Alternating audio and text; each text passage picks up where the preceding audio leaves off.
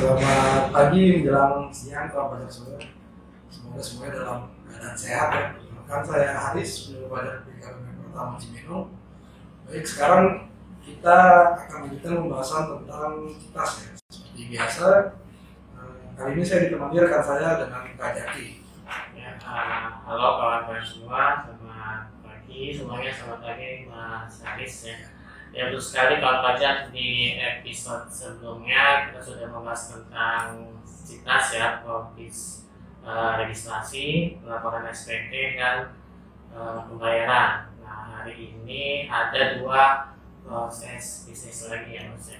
Oke, baik deh. Jadi sebelum kita kasih tahu nih dua profis yang akan kita bahas, kita ingat-ingat lagi nih, citas itu apa sih? Ya. Jadi kawan pajak, citas itu singkatan dari Cortex Administration System ya. Jadi nanti rencananya di tahun ini ya, tahun ini 1 Juli nanti ya, semoga tepat waktu ya launchingnya, Ditjen Pajak akan menerapkan sistem inti perpajakan yang baru ya. Jadi nanti banyak sistem yang akan diubah ya atau diatur ulang nih kawan pajak. Jadi nanti pastinya nanti bakal banyak hal yang baru dan semoga sistemnya nanti bisa lebih memudahkan kita semua ya, baik kawan pajak maupun kami juga sebagai pegawai pajak. Oke, nah kita doakan saja ya, semoga citas ini akan bisa terrealisasi secepat mungkin ya. Hari ini kita akan bahas dua proses bisnis citas ini, yaitu pelayanan perpajakan dan tax account management atau TAM. Oke, siap ya. Jadi ini disclaimer aja Pak Pajak, karena citas ini kan masih nanti ya, proses bisnis masa depan. Jadi yang kami sampaikan sekarang ini mungkin saja bisa berubah ya. Tapi pada intinya yang kami sampaikan yang sejauh ini sudah dirancang oleh teman-teman dari kantor besar. Oke, baik ya. Jadi kita mulai dari profis layanan perpajakan. Ya. Ini profis ini mengatur apa saja sih? Sesuai namanya kan ya, kawan pajak. Jadi layanan perpajakan, jadi profis ini menyediakan informasi, edukasi dan layanan yang dibutuhkan oleh wajib pajak ataupun non wajib pajak, berarti masyarakat yang belum punya NPWP juga bisa ya untuk memenuhi kewajiban perpajakannya. Nanti ada 3 ruang lingkup nih kan di profis ini, yaitu edukasi, layanan interaktif dan layanan administrasi. Oke, baik, berarti ada 3 ruang lingkup. Betul, ada 3 dari layanan ini. Nah, yang pertama adalah layanan edukasi, ini maksudnya bagaimana sih? Jadi layanan edukasi adalah layanan bagi wajib pajak ataupun masyarakat umum ya untuk mendapatkan pengetahuan perpajakan ya, baik itu kegiatan penyuluhan, pelatihan ataupun pendampingan oleh KPP atau unit lain ya di bawah Ditjen Pajak. Jadi nanti di TP Portal, TP Portal itu kalau sekarang DJP online ya, nanti namanya kan TP Portal atau nantilah launching nggak tahu juga ya namanya apa.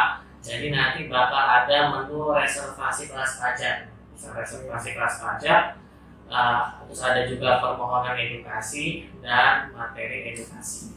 Oke, jadi wajib pajak nih bisa lihat jadwal kelas pajak dan reservasinya di TP Portal itu ya? Betul, nantinya kan seperti itu. Kalau sekarang kan paling diumumin di Instagram ya kan ya, atau di media lain lah, media sosial ya. Terus reservasinya kan menggunakan di form atau semacamnya ini bergantung bekerja bisa macam-macam nih kan. Nanti di TP Portal nanti ya itu juga ada jadwal kelas pajak dari masing-masing unit kerja dan bisa langsung daftar kelas pajak di situ juga. Oke. Terus bagaimana nih kalau KPP sedang tidak ada kelas pajak atau materinya tidak sesuai kebutuhan? Iya, jadi kan mungkin materinya kan di KPP ngambilnya Pak ya. Nah kalau kawan pajak merasa materinya nggak cocok atau waktunya nggak cocok gitu, jadi kawan pajak juga bisa mengajukan permohonan edukasi nih kan di TP Portal. Nah jadi jika tadi ya materi kelas pajaknya nggak cocok, waktunya nggak tepat, tepatnya juga nggak pas misal, nah WP bisa mengajukan permohonan edukasi ke KPP ya, sesuai waktu, tempat dan materi yang diinginkan oleh wajib pajak. Oke, kalau sekarang kan nih bisa juga ya di permohonan adekuasi itu lewat surat. Ya bisa. Kalau sekarang kalau kawan pajak butuh pemateri ya dari KPP bisa mengajukan lewat surat gitu. Lewat surat atau datang langsung ke loket menyerahkan suratnya ya, atau kirim pos atau ekspedisi gitu. Jadi bisa minta pihak KPP yang jadi narasumber, kayak pembicara, panelis, moderator dan sebagainya. Oke, selain itu nih ada juga materi edukasi di TP Portal. Iya, jadi nanti di TP Portal juga ada materi perpajakan yang umum nih kawan pajaknya, kayak misalnya paparan ya, PowerPoint, infografis, buku, leaflet ya. Jadi kawan pajak juga bisa belajar ya materi perpajakan di TP Portal nanti gitu. Terus nanti juga nih ada namanya layanan interaktif, itu seperti apa ya? Nah yang kedua ini layanan interaktif, jadi itu komunikasi dua arah nih antara wajib pajak ya atau masyarakat dengan DJP ya, itu meliputi informasi perpajakan, pengaduan, saran dan apresiasi. Gitu. Nah ini untuk medianya sendiri itu seperti apa ya? Kalau wajib pajak ini mau mengadu atau memberi apresiasi gitu loh, mana ya? Ya, jadi nanti medianya ada banyak ya Kak ya.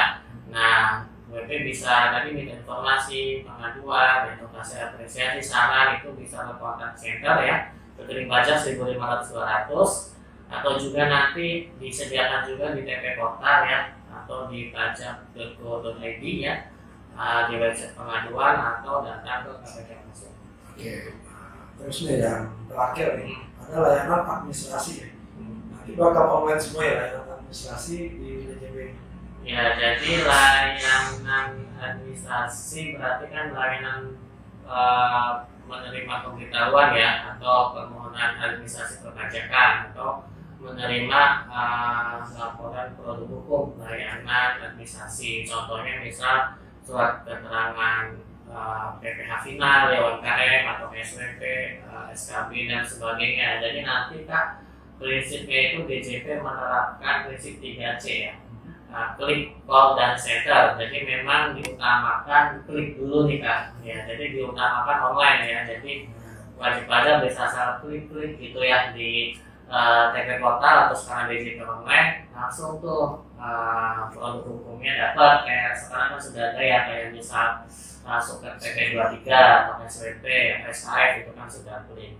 Nah selain ini ada juga call, yaitu wajib pajak nelpon ke call center 1.500-200. Sekarang juga sebenarnya masih sudah ada ya, kayak misal mau mengajukan NP atau perubahan data atau lupa Evin itu bisa call ke 1.500-200 atau juga center ini opsi terakhir nih Kak, yaitu datang ke KPP karena kalau saat ini masih banyak pelayanan yang memang harus datang ke KPP. Kedepannya rencananya banyak pelayanan yang akan online Kak, tapi nggak semuanya ditutup gitu. Jadi masih bisa nih datang ke KPP. Emangnya di Indonesia kan sangat luas ya Kak ya, dan WP juga macam-macam. Jadi nggak semuanya ditutup.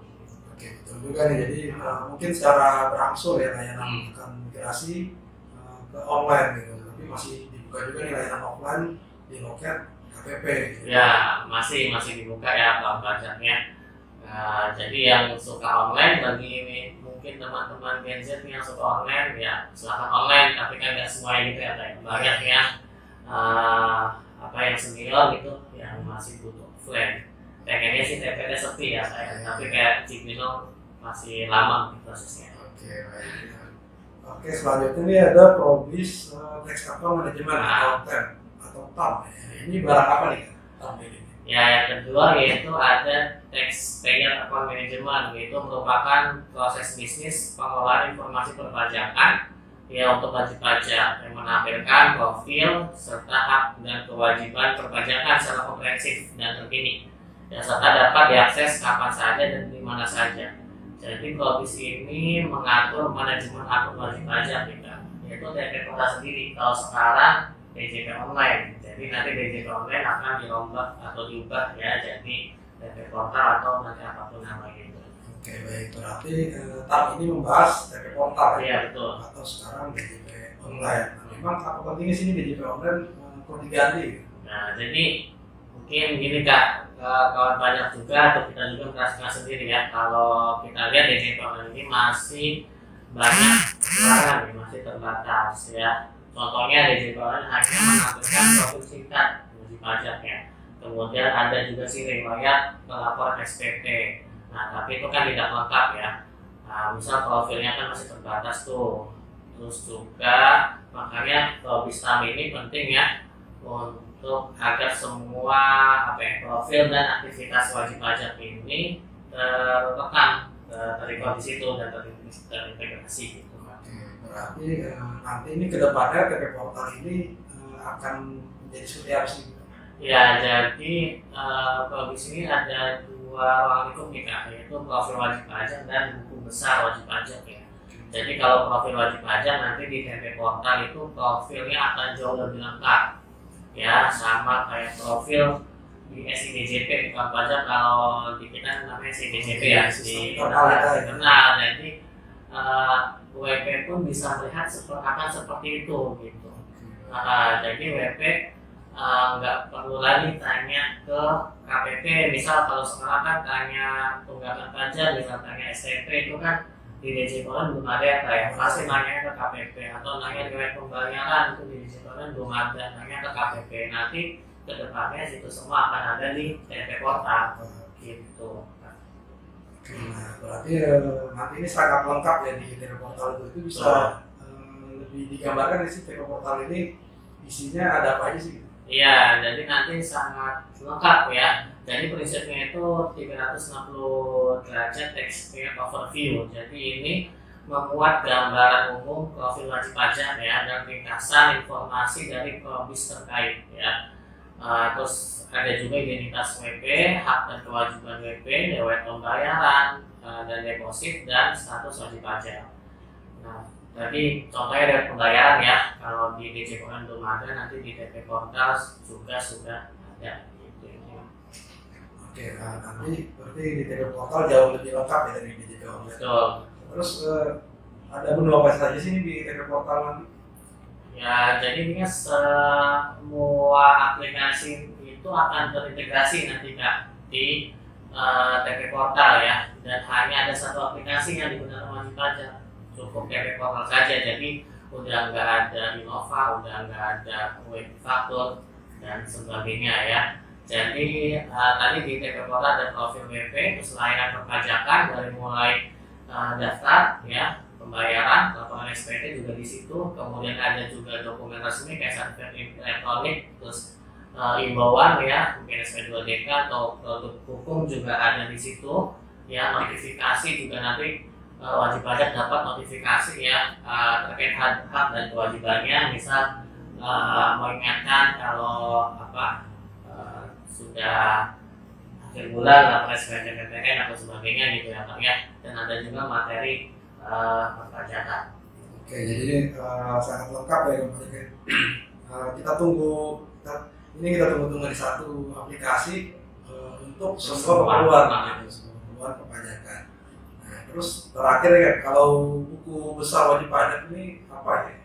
Nah, ada juga nanti di TP Portal itu menu buku besar wajib pajak. Jadi menu ini adalah rincian transaksi wajib pajak ya. Jadi fitur ini memuat catatan transaksi untuk setiap wajib pajak yang meliputi hak dan kewajibannya ya. Nanti dalam entry debit dan kredit gitu. Jadi sisi kredit ini kan menggambarkan hak yang dimiliki wajib pajak.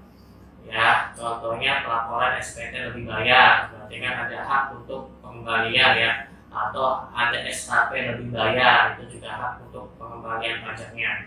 Sedangkan sisi debit itu sisi yang mencatat transaksi kewajiban wajib pajak, contoh SPT-nya kurang bayar gitu. Nanti kan ada kewajiban bayar ya.